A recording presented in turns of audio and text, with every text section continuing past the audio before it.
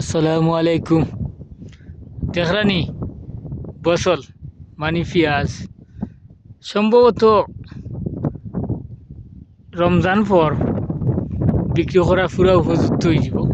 আর পাশেও দেখরানি রাস্তাটা খাড়া আছে, দেখরানি রাস্তা খাড়া আছে পানি দেওয়ার লাগি, কারণ পেঁয়াজও পানি লাজিম লাজিম অবশ্যই পেঁয়াজও পানি লাগবেই লাগবে। বুঝছেন কি পেঁয়াজের পাতাগুলোও বড় হয়ে গেছে, গাছটাও বড় হয়ে গেছে।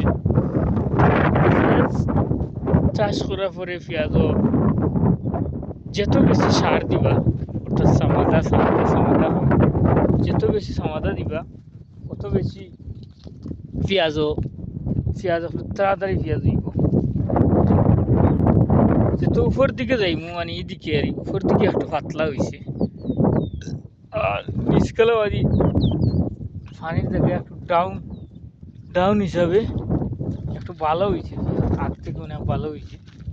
তো আপনারা দেখতে পাররা আসলে পেঁয়াজ চাষ করার সিস্টেম হইল কি, মানুষের হাত দিয়ে আমরা দেশও জানি না কিলা এখন চাষ করে দেখছি না, কোনো দিন কইতে পারতাম না।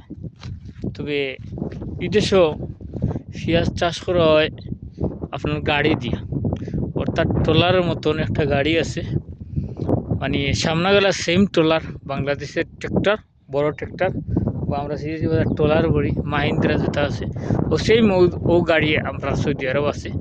পিছনে দিয়ে তারা এক্সট্রা একটা কাভার লাগাইছে, কাভারের মাঝে একটা বক্স দিছে, বক্সের মধ্যে পেঁয়াজের সারাটা আছে। আর আস্তে আস্তে আস্তে আস্তে গাড়িটা গেল, আর তখন পেঁয়াজগুলো বাইন দেওয়া হইল।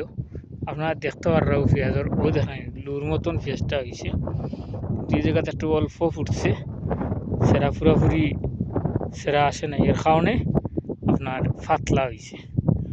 আর কিছু কিছু গাছ এখনো ছোটো রয়েছে, এই গাছগুলা পরিপূর্ণ যে সময় পেঁয়াজ তোলার বয়স হইব তখন একবারে ছোটো থাকবো।